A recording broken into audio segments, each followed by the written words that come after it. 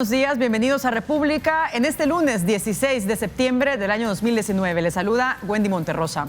La Asamblea Legislativa continúa con la discusión para elegir al nuevo Procurador de los Derechos Humanos que dirigirá la institución a partir de este 22 de septiembre. Luego de un proceso de selección de 24 aspirantes, los diputados de la Comisión Política han presentado a 3 candidatos finalistas. Como ha ocurrido antes, en esta ocasión tampoco se conoce en detalle los criterios de evaluación que han utilizado los legisladores para examinar cada perfil. Hace unos días se conoció que la actual procuradora Raquel de Caballero figuraba dentro de la lista de candidatos favoritos. Sin embargo, Arena, PCN y PDC decidieron retirarle el apoyo. Como manda la Constitución, el próximo procurador debe demostrar idoneidad para ocupar este cargo e independencia de los partidos políticos. Entre sus facultades está la investigación de casos, promover recursos judiciales y sentar postura sobre aquellos proyectos de leyes que vulneren los derechos humanos. De estos y otros temas hablaremos en la entrevista de hoy. Comenzamos.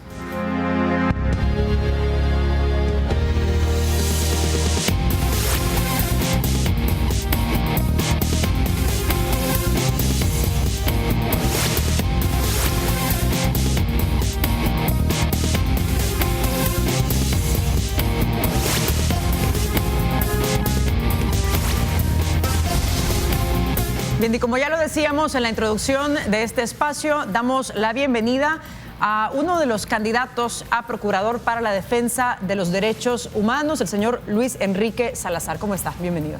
Bien, mucho gusto. Muchas gracias por permitirme estar en este espacio tan importante de la comunicación en El Salvador. Ustedes son un verdadero referente de análisis y de seriedad periodística. Muchas gracias. Tengo varias preguntas para usted, señor Salazar, pero antes me gustaría recordarle a los televidentes que estamos en las redes sociales, donde puede escribirnos, hacer sus preguntas y comentarios a nuestro invitado, el candidato a Procurador de los Derechos Humanos. Estamos en Twitter como República 33 TV, a través de WhatsApp en el 7318-7627 y también nos encuentra en Facebook como República TV 33. Bien, tengo varias preguntas para usted que van en consonancia con lo que la gente se puede estar preguntando, con lo que la gente se hace cuestionamientos sobre el rol, los desafíos y retos que tiene el próximo procurador para la defensa de los derechos humanos. Pero me gustaría comenzar con algo básico para poner en contexto a los televidentes. ¿Quién es Luis Salazar? ¿Qué experiencia tiene usted en la administración pública, por ejemplo? ¿Cómo no? Bueno, antes quizás relatar cuál es mi experiencia como defensor de derechos humanos. Yo comienzo ese oficio, así lo considero, en el año 86, luego de los terremotos de aquel entonces, ingresando al servicio legal de la UCA, en el IDUCA, en el Instituto de Derechos Humanos de la UCA, y atendimos a las víctimas del terremoto que querían aprovecharse para el incidente del terremoto para desalojarlo. Ahí conocí lo que era en el servicio social universitario, qué era ser defensor de derechos humanos. Luego ingreso a FESPAD, una importante ONG de derechos humanos de este país. Luego pasé 3 años por Naciones Unidas como en el Alto Comisionado de Derechos Humanos, brindando cooperación técnica a instituciones públicas de este país como la Asamblea. Ahí conocí a mi querido ISNA, que entonces se llamaba ISPM.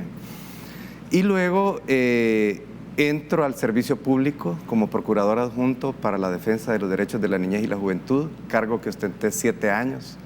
Fue una interesantísima y aleccionadora experiencia, pero luego ingreso al trabajo que me ha encantado porque es donde pude desplegar plenamente mi potencial, creo yo, como administrador público y como defensor de derechos humanos, que es ser el director ejecutivo del Instituto Salvadoreño para el Desarrollo Integral de la Niñez y la Adolescencia, ¿verdad? Del cual salgo en el 2014, después de 5 años de levantar una institución que se daba por perdida, ¿verdad? Una institución que sus trabajadores sentían hasta pena de decir que trabajaban en el ISNA, y creo que levantamos el ego, la autoestima de los trabajadores, remontamos todos los índices en materia de servicios de atención. El ISNA es una entidad hipercompleja, pues desarrolla servicios en políticas públicas de primero, segundo y tercer nivel. Es hiper compleja. Y bueno, desde que salgo, porque consideré que no era mi obligación ni política ni jurídicamente salir, pero consideré que había cumplido mi misión de llevar del antiguo modelo de atención al nuevo modelo de atención que marca la Lepina. Y desde entonces soy consultor en derechos humanos hasta este año que una de las más importantes organizaciones de derechos humanos de nuestro país, que es la Fundación Cristosal, desde hace un año trabajaba con ellos como consultor y en este año ya comencé a laborar en un programa de atención a víctimas y de litigio estratégico. ¿Por qué se considera usted la persona idónea para dirigir la Procuraduría para la Defensa de los Derechos Humanos y qué lo hace diferente? ¿Qué tiene usted que no tengan los demás candidatos? Mire, esta es la parte fea de esta campaña, hablar de uno mismo, porque no va conmigo, pero si yo lo que ofrezco es ya estos 33 años de experiencia como defensor de derechos humanos, 12 años de experiencia en el servicio público, a cargo de una institución de 1.400 personas, ¿verdad? Es decir, ya los retos en materia administrativa, en materia de llevar adelante instituciones que estaban al borde del colapso, ya lo tengo. Estoy acostumbrado a la crisis, ¿verdad? Eso ha sido parte de mi trabajo prácticamente desde que entro al rol de defensor de derechos humanos, pero se intensifica en la Procuraduría y en el ISNA. Entonces conozco los dos lados de la moneda, conozco lo que es ser un ente contralor, ¿verdad? Ser parte de un ente contralor como la Procuraduría, ¿verdad? Donde llevamos adelante, recuerde que durante nuestro periodo se dieron incidentes como la emisión de la ley antimaras, como el hecho de que El Salvador tuvo que ir a enfrentar su segundo informe ante el Comité de los Derechos del Niño y estuvimos muy activos en eso, que tuvimos que enfrentar temas como el cierre de baterías récord por contaminación. Esos fueron algunos de los incidentes en los que tuve que estar. Y luego estar 5 años al frente de una institución que es mucho más grande en términos logísticos, de administración, financieros, que la propia Procuraduría. Entonces, ¿cree usted que eso le da mayores ventajas sobre otros aspirantes? Mire, yo ofrezco esa experiencia en la administración pública, ¿verdad? Haber tenido puestos donde lo fácil ya se había resuelto antes, ¿verdad? Eso es lo que yo le planteo. Alguien que ha endurecido el en puestos realmente delicados y complejos, pero que me han brindado grandes satisfacciones, ¿verdad? El otro componente que yo quiero añadir, ¿verdad? Es que, mire, yo soy de tiempo completo y digo las cosas tal cual son. Los que somos defensores de derechos humanos somos altamente predecibles, ¿verdad? Es decir, ya la normativa, pero sobre todo la conciencia de defensor de derechos humanos nos dice lo que hay que hacer, ¿verdad? Y lo que hay que decir y cómo hay que posicionarse. Y lo otro es que, no obstante ser, para quienes me conocen, una persona de cuero duro, pero además creo, y eso se me reconoce incluso por la gente que no me quiere, es que tengo la capacidad de escuchar y de tender a crear acuerdos, ¿verdad? Entonces, ese es un componente que va a ser muy importante en estos 3 años de gestión, ¿verdad? Estamos en una administración que arranca de gobierno, ¿verdad?, que está conociendo lo que es hacer gobierno, y este servidor ofrece, bueno, esa posición de ser, que se demostró con procuradoras como la doctora Victoria Marina Velázquez de Avilés y la doctora Beatrice de Carrillo, y en gran medida con el licenciado Oscar Luna, que tiene esa capacidad de jugar un rol en la solución de la conflictividad social. ¿Esos serían entonces sus modelos, más o menos a seguir, para poder dirigir una institución, tomando en cuenta que obviamente en esos años ha cambiado la institución un poco, ¿no? Sí, yo incluyo entre mis modelos también al licenciado David Morales. Yo creo que son los 4 puntales que ha tenido de referentes la institución Procuraduría para la Defensa de los Derechos Humanos. Esta semana los diputados deben ponerse de acuerdo y elegir al próximo procurador a partir de este 22 de septiembre para dirigir la institución por estos 3 años. Usted tiene el apoyo,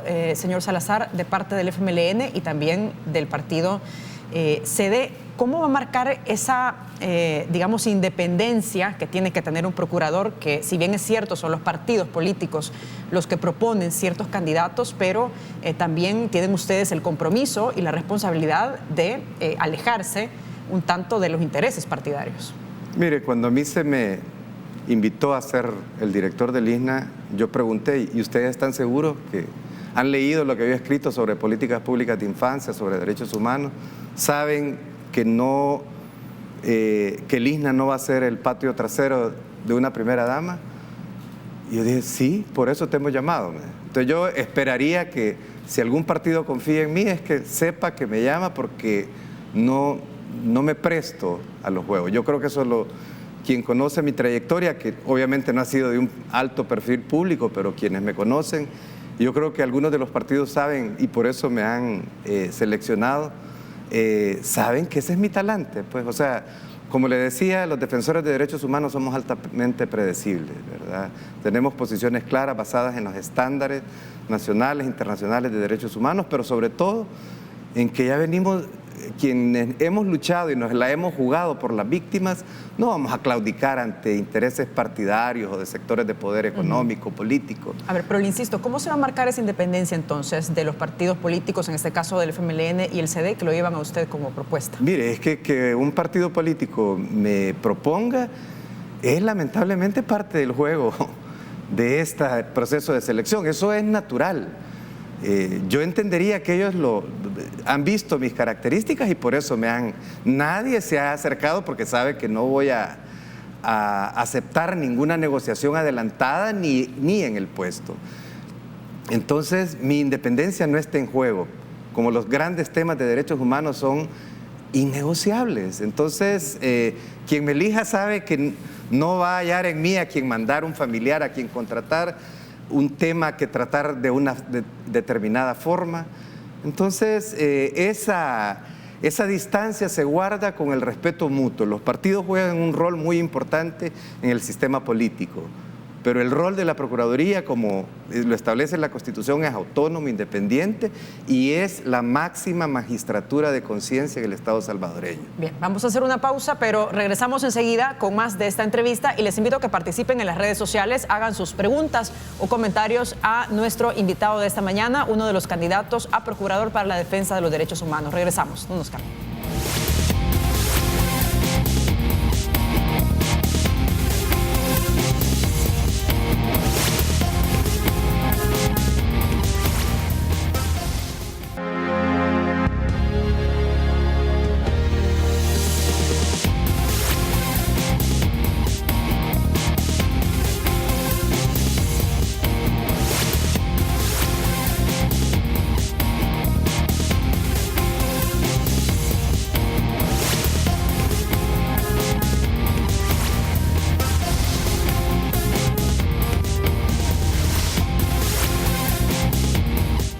Continuamos con esta entrevista. Nos acompaña en el estudio el candidato a Procurador para la Defensa de los Derechos Humanos, Luis Enrique Salazar. En la primera parte ya conocíamos un poco acerca de su experiencia que ha tenido en el tema de derechos humanos, diferentes organizaciones, estuvo también a cargo del ISNA y fue procurador adjunto. Aquí me quiero detener porque en lo que usted estuvo en la Procuraduría, entiendo que del año 2004, si no me equivoco. Del 2002 al 2009. 2002 al 2009, en este tiempo, ¿qué ha cambiado la Procuraduría en estos años? ¿Cuáles son los elementos que pueden usted identificar como diferenciadores en positivo y en negativo?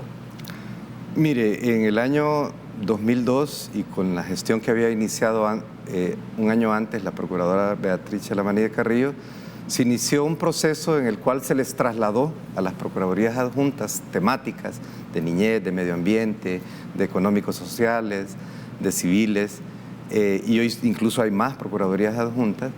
Se les trasladó buena parte de la gestión temática cabalmente, ¿verdad? Y la Procuraduría para la Defensa de los Derechos Humanos tiene una estructura compleja, ¿verdad? Donde las Procuradurías adjuntas no están a cargo de grandes cantidades de personal, pero marcan las líneas resolutivas, las líneas de la alta, o sea, se incorporan a la alta gestión de la institución. Entonces eso lo fortalecimos, creo yo. Habíamos un grupo, diría yo, que teníamos ganas de echarle ganas, valga la redundancia, al tema, a consolidar. Entonces se fortaleció temas como los temas de niñez, los temas de medio ambiente, los temas económicos sociales, los temas en materia de seguridad pública. Y además se fortaleció lo que se denomina al interior de la Procuraduría el sistema de tutela. Y digamos que esas reformas, esos fortalecimientos que le legamos, diría yo, perduran bastante. Y a mí me alegra mucho ver, porque soy usuario de la Procuraduría para la Defensa de los Derechos Humanos y sé que los compañeros le echan ganas, tienen todavía vivo su compromiso con las víctimas, con los temas, y eso se mantiene, digamos, es bueno. La Escuela de Derechos Humanos en su labor de promoción y educación en derechos humanos se mantiene, pero ¿qué es lo que sentimos? ¿En qué nos queda debiendo esta gestión? Primero es que no respalda totalmente a su gente de línea la titular, me explico.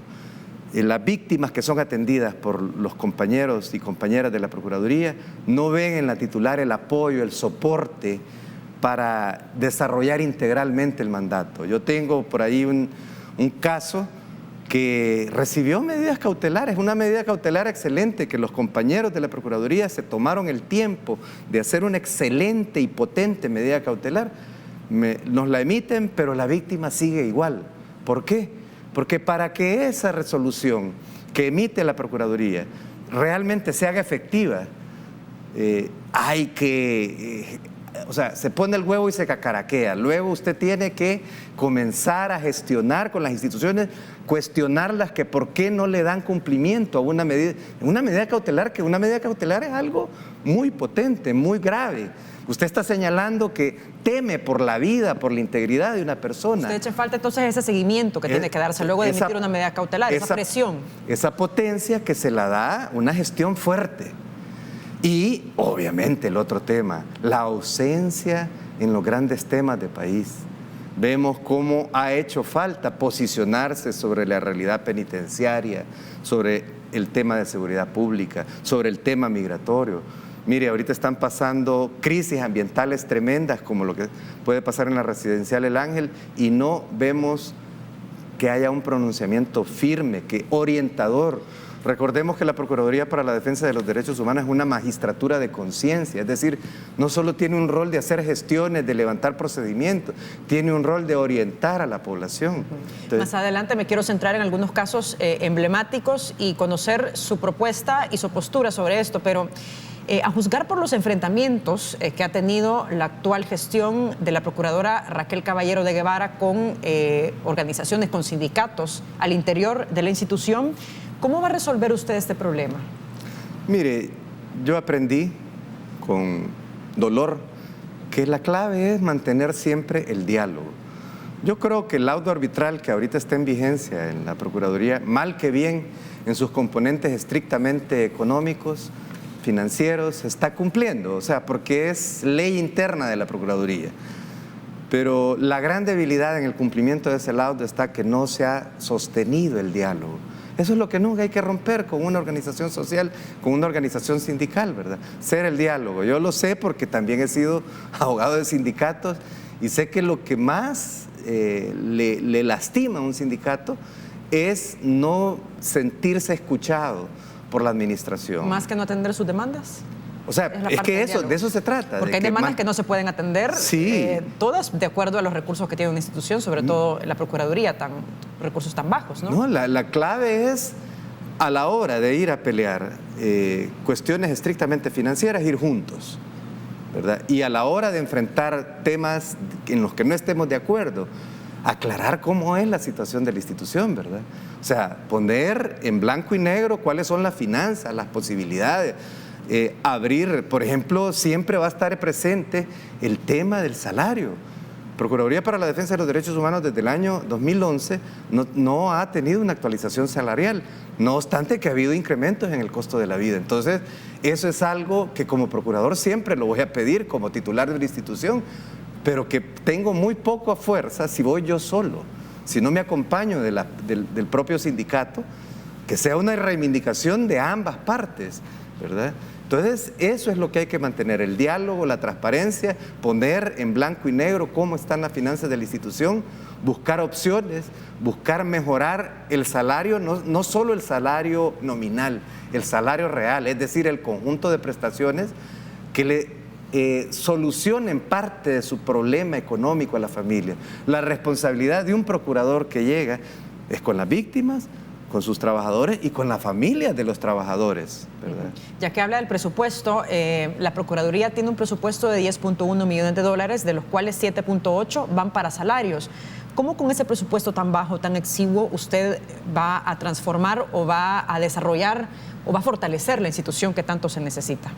Mire, yo cuando presenté mi propuesta que le he entregado esta mañana de gestión a la Asamblea Legislativa, le fui muy claro, y si usted ve en mi último punto, digo, mire, yo le voy a pedir una audiencia a la comisión correspondiente de Derechos Humanos y de Hacienda y Presupuesto, cuál es mi diagnóstico de la situación financiera y de la situación general de la institución, y espero recibir su apoyo. O sea, si acaso resulto electo, por favor no me retiren, no solo me den el apoyo para elegirme, denme el apoyo para llevar adelante la gestión de esta institución. Yo nunca había pedido, nunca había ido a suplicar, como supliqué en el ISNAC, ante autoridades de presupuesto, ¿verdad? Y nos llevamos muy bien. Teníamos entonces un director de presupuesto, que entiendo que sigue siendo la misma persona, muy comprensivo, ¿verdad?, de la situación de los niños.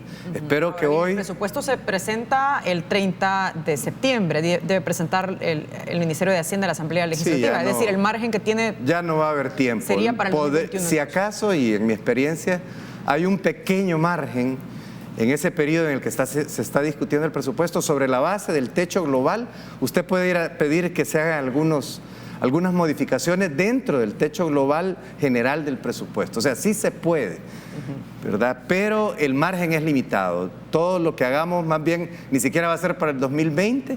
Nuestra mayor gestión tiene que estar orientada a hacerla el 2020 para el 2021. ¿Se puede pensar entonces que con lo que se tenga usted va a hacer una mejor distribución de los fondos? Siempre cuando usted llega a una institución pública y conoce el presupuesto, hay un pequeño margen de muñequeo ahí, pero sí tengo la expectativa de, no solo, tres expectativas. Uno, jugar con lo que ya tengo. Dos, ir a pedir que dentro del techo presupuestario se hagan algunas modificaciones y se fortalezca la Procuraduría. Y cuatro, para el presupuesto 2003, para el presupuesto 2020, pedir alguna reforma, algún refuerzo presupuestario, y para el 2021 sí ya plantear cuál es el presupuesto. El 2020, estructurar un planteamiento de presupuesto que sea acorde a esa complejidad de funciones, competencias, facultades. O sea, ¿tiene una idea de cuánto sería más o menos un presupuesto corte para la institución? Y vamos a hacer una pausa, sí, si claro. quieren regresamos enseguida. Les invito a que participen en las redes sociales para que hagan sus comentarios y preguntas. Regresamos, no nos cambien.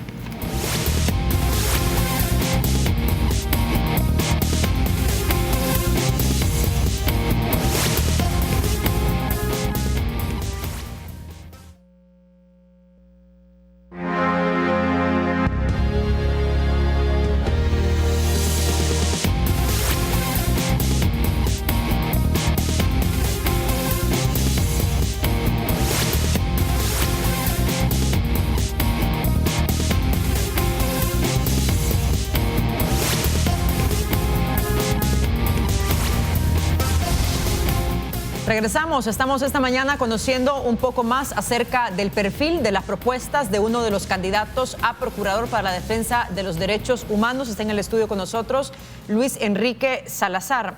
Yo le preguntaba sobre el presupuesto de esta institución, que actualmente es bastante bajo, 10.1 millones de dólares, y cuál sería, de acuerdo a su conocimiento de la Procuraduría, ya como procurador adjunto, y también el tema de derechos humanos, el presupuesto ideal que tendría que contar la Procuraduría para poder atender todas las demandas apremiantes que tiene. Y además de mi experiencia en la administración pública, este 10.1 millones es para que la Procuraduría entre en un proceso de envejecimiento prematuro, se convierte en una enana blanca.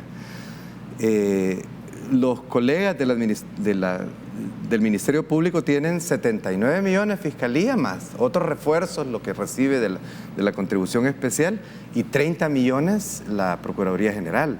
Y ellos dicen, sí, es que nosotros tenemos que tener presencia en todos los tribunales de la República. Pero la Procuraduría tiene dos cuestiones, dos aspectos más cruciales que eso, porque tiene que tener presencia no solo en tribunales, que eventualmente la tiene, sino en toda la administración pública, en todo el territorio, en todos los municipios. Y tiene un mandato que, si usted lo analiza, es hiper complejo, porque va de temas de atención de víctimas, que ya de por sí eso demanda una alta especialización. Entonces lo que va a pasar es que los compañeros, con toda su voluntad, si no actualizan sus conocimientos, si no se fortalece el personal en las áreas de atención, van a comenzar a tener el síndrome del burnout, es decir, del quemado, y es algo que yo ya lo estoy viendo venir. ¿El monto, ¿verdad?, entonces ideal cuál sería, más o menos? Mire, solo le completo la idea. Y tiene, por otro lado, funciones hipercomplejas, que son opinar sobre proyectos de ley, sobre políticas públicas. Eso demanda altos niveles de especialización. Yo creo que si 80 y 30 millones en la Procuraduría, lo menos tendría que estar a la par. Yo aspiraría a triplicar que el presupuesto mínimo para comenzar esa etapa de despegue, a convertirla en lo que los acuerdos de paz determinaron que debía de ser: el soporte de la consolidación democrática, el instrumento garante de los procesos democráticos en el país, por lo menos para este arranque, para comenzar a actualizarse en esta función. Porque estos 10 millones lo que le están reflejando es que no ha habido conciencia de lo que debe ser la Procuraduría, que se redactaron unos acuerdos de paz, se plasmó en la Constitución, se hizo una ley y se hizo un presupuesto enano, ¿verdad?, que no tiene nada que ver con la alta complejidad y la presencia que se demanda de la Procuraduría, de atención a las víctimas, pero presencia en el debate nacional. Esto no tiene nada que ver, ¿verdad? A ver, en otro tema, de acuerdo a las denuncias y los registros que han tenido varias organizaciones, se han conocido casos de vulneración de derechos por parte de algunos elementos de la Policía Nacional Civil y de algunos elementos de la Fuerza Armada en las tareas de seguridad, en el combate frontal de la delincuencia. ¿Cuál va a ser su posición al respecto sobre estos casos, estas ejecuciones extrajudiciales o extralegales que se han conocido? ¿Qué va a hacer la Procuraduría? Mire, del Movimiento de Derechos Humanos lamentamos que hayamos vuelto a 3 prácticas que considerábamos eran propias del conflicto armado: la desaparición forzada, las torturas y las ejecuciones extralegales. A esto se ha sumado el fenómeno del desplazamiento forzado interno. Ahí sencillamente hay que ser claros y precisos. O sea, flaco favor se le hace al tema de seguridad pública, a la conducción de una política de seguridad pública, si no se le señalan sus errores. No estamos cuestionando ser precisos, tener una política firme en materia de combate a la delincuencia, combate a la criminalidad y al crimen organizado.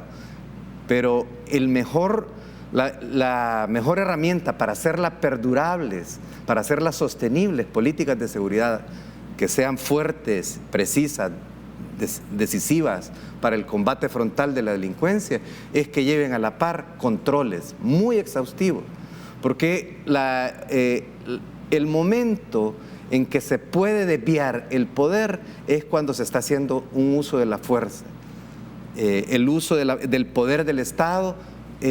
Ahí los actores, los operadores, quienes hacen uso de eso como actores de Estado, pueden desviarse y quebrar su camino. Y podemos, en aras de el combate de delincuencia, tolerar cualquier cosa.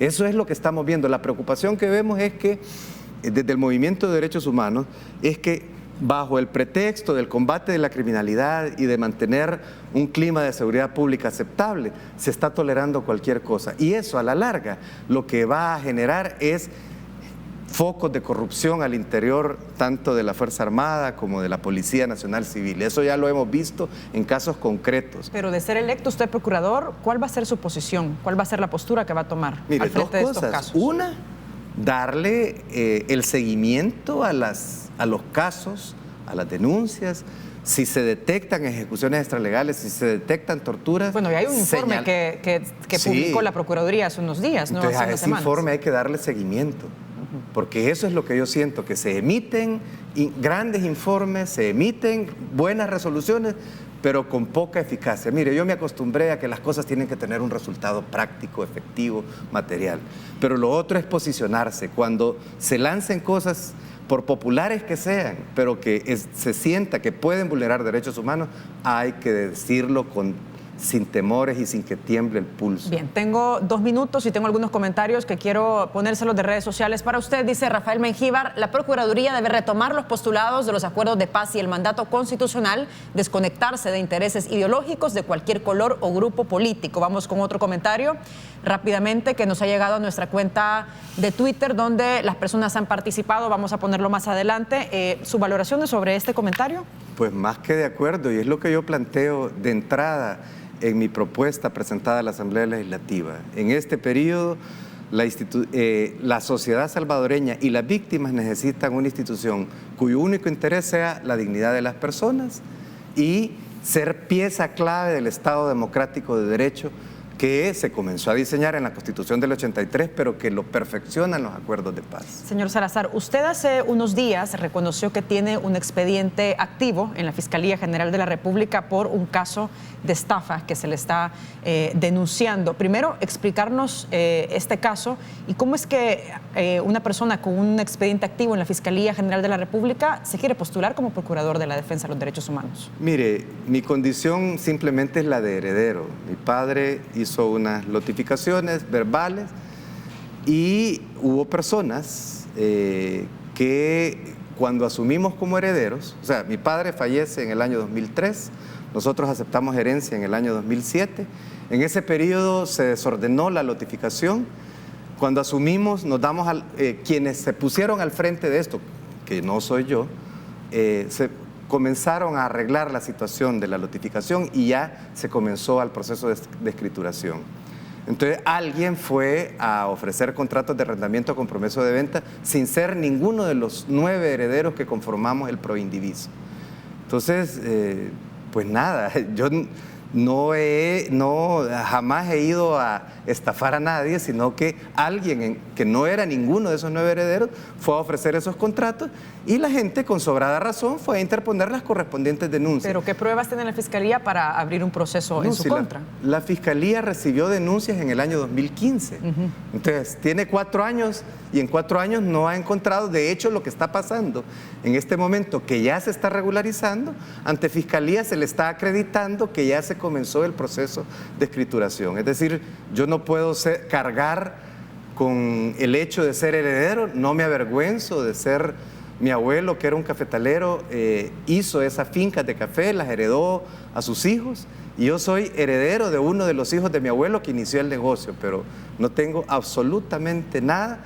Y si me lanzo es por una razón, porque si yo no he hecho nada, si yo tuve expediente en la Fiscalía porque alguien en su justo derecho fue a denunciar porque creyó que no se le iban a dar sus escrituras, pues está bien, pero ese problema ya se está solucionando. Yo nunca he tenido nada que ver con la finca, me hubiera gustado, pues, pero tomé otra opción, ¿verdad?, de vida. ¿Qué tanto cree usted que le puede afectar este caso público, pues mire, a su candidatura? A mí me aplica la garantía de audiencia, pero sobre todo la presunción de inocencia. O sea, yo tengo en mi conciencia, o sea, yo no tengo nada, absolutamente nada que ver. Si esto yo lo presenté, o sea, este dato, yo fui totalmente transparente y tal cual lo presenté en mi expediente. Mire, actualmente me sale para mí fue una sorpresa cuando fui a Fiscalía y recibí esto. Entonces, lo presenté tal cual me lo dio la Fiscalía con un informe de los abogados que llevan el caso de cómo se está solventando el caso. Esto ya fue valorado por la subcomisión que me evaluó a mí y a otros 23 candidatos y esto ya fue, si ellos lo tuvieron por bueno, es porque ya lo valoraron y consideraron que no era algo que afectara a mi reputación. Bien. Con esto finalizamos, señor Salazar. Muchas gracias por habernos acompañado esta mañana. No, gracias a ustedes y felicitarles porque este es un verdadero espacio, una verdadera ventana democrática con la seriedad y profundidad que tiene que tener el periodismo. Muchas gracias. Hacemos una pausa, regresamos enseguida con más de esta y otras entrevistas. Regresamos.